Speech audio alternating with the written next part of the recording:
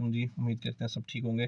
तो आज की वीडियो में हम लोग बात करेंगे जी कॉन्ट्रैक्ट के ऊपर कि किस तरह आप अपना कॉन्ट्रैक्ट चेक कर सकते हैं। तो बेसिकली आपको पता ही है कि जो पोर्टुगल की टीआरसी है, जो रेजिडेंसी कार्ड है, उसमें कॉन्ट्रैक्ट जो है ना वो एक मेन आइटम है, बेसिक आइटम है। तो ये शुरू हो जाता है जैसे ही आपने अपनी फ़ाइल लॉक करानी है, तब भी आपको कॉन्ट्रैक्ट की ज़रूरत है। तो वहाँ से इसकी जो नीड है, even up to your residency card, आपको इसकी साथ साथ ज़रूरत रहती है, ठीक है। तो सबसे पहले जब आप अपनी फ़ाइल लॉक कराते हैं, तब भी आपको एक एक कॉन्ट्रैक्ट चाहिए। तो बहुत से हमारे दोस्त जो हैं वो तो इधर होते हैं, तो वो इधर से फ़ाइल अपनी लॉक करवाते हैं, लेकिन तब क्योंकि आदमी नया होता है, आदमी को इतना पता नहीं होता, तब भी आप आसानी से चेक कर सकते हैं कि जो कॉन्ट्रैक्ट आपको वो आदमी दे रहा है, उस कंपनी का, वो कंपनी की ब्लैक लिस्ट तो नहीं है, ठीक है। क्योंकि अगर ब्लैक लिस्ट कॉन्ट्रैक्ट आपके साथ एक दफ़ा लग गया, आपने उसी के ऊपर आपकी फ़ाइल लॉक हो गई, तो 2 ढाई साल की जो आपकी मेहनत है वो सारी मेहनत ज़ाया हो जाएगी। जब आप फिंगरप्रिंट की बारी आएगी तो वो सेफ आपसे पूछेगी जब आपने कॉन्ट्रैक्ट लगवाया था, इसका मतलब है आपने उसके साथ काम नहीं किया, क्योंकि वो कंपनी ऑलरेडी उस टाइम ब्लैक लिस्ट थी, तो उस कंपनी के पास काम तो नहीं था, ठीक है।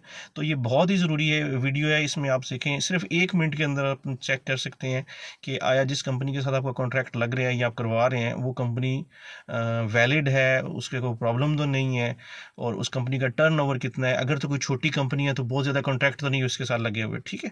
तो जस्ट इन 1 मिनट आप ये चेक कर सकते हैं। और दूसरा ये है कि जब आपने फ़ाइल लॉक करवा ली, तब तो आपने कॉन्ट्रैक्ट करवा लिया। कुछ हमारे दोस्त ऐसे हैं जो कि दूसरे यूरोपियन कंट्रीज़ में बैठ के पोर्टुगल में अपने प्रोसेस चला रहे होते हैं अपनी फ़ाइल लॉक करवा के टीआरसी कार्ड के लिए।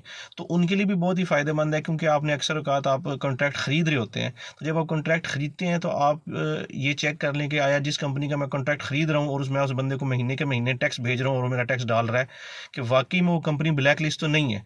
क्योंकि at the end of the day जब 2.5-3 साल के बाद आपको सेफ में जाके फिंगर देने हैं, तो तब अगर आपका कोई भी कॉन्ट्रैक्ट ब्लैक लिस्ट में है तो आपके लिए प्रॉब्लम आ सकती है, ठीक है।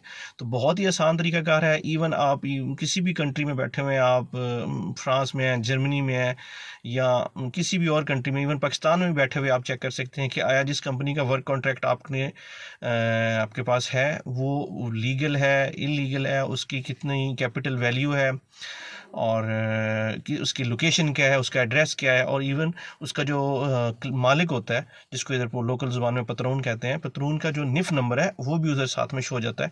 तो ये भी एक किस्म का आपको चेक हो जाता है कि क्या आप जो आपको कॉन्ट्रैक्ट मिला है ये ठीक है कि नहीं ठीक है। तो अब मैं आपको लेके चलता हूँ मोबाइल की स्क्रीन के ऊपर और मैं आपको बताता हूँ। बहुत ही आसान तरीका है, जस्ट इन 1 मिनट आप इजीली चेक कर सकते हैं कि जिस कंपनी का कॉन्ट्रैक्ट आप ले रहे हैं वो वैलिड है कि नहीं वैलिड है। ओके, आए चलते हैं मोबाइल की स्क्रीन पर। तो जी दोस्तों, अब मोबाइल की स्क्रीन पे हम लोग आ गए हैं। सबसे पहले आपने ओपन करना है गूगल ओपन करके गूगल में आपने इधर लिख देना है रेसियस, RACIUS, ठीक है। रेसियस लिख के आपने इसको सर्च करना है। तो इसमें ये जो दूसरे नंबर पे ऑप्शन आई है rasius.com, बेसिकली ये वेबसाइट है www.rasius.com, ठीक है। ये जो दूसरे नंबर वाली आपकी, इसको आपने ओपन कर लेना है, ठीक है। ये जैसे ही आप ओपन करेंगे, क्योंकि मेरे मोबाइल में इंग्लिश ट्रांसलेशन लिखी है तो उसने ऑटोमेटिकली इंग्लिश कर ली। अगर आप पोर्टुगीज़ में खोलेंगे तो आपके पास इस तरह का पेज आएगा। सेंटर में सर्च का बॉक्स है, नीचे पेस्क्यूएसर लिखा हुआ है, ठीक है। अगर आपके मोबाइल में भी साथ इंग्लिश है तो आप इसको इंग्लिश में ट्रांसलेट कर लें, ठीक है। ये सर्च का ऑप्शन है। ये जो दरमियान में बॉक्स बना हुआ है, इस बॉक्स के अंदर आपने कंपनी का जो है ना वो, अगर आपके पास जो आपका मालिक है, पतरून है, उसका अगर आपके पास निफ नंबर है तो उसका निफ नंबर लगाएंगे तो भी उस मालिक के नाम पे जो अगर कोई कंपनीज है वो शो हो जाएंगी।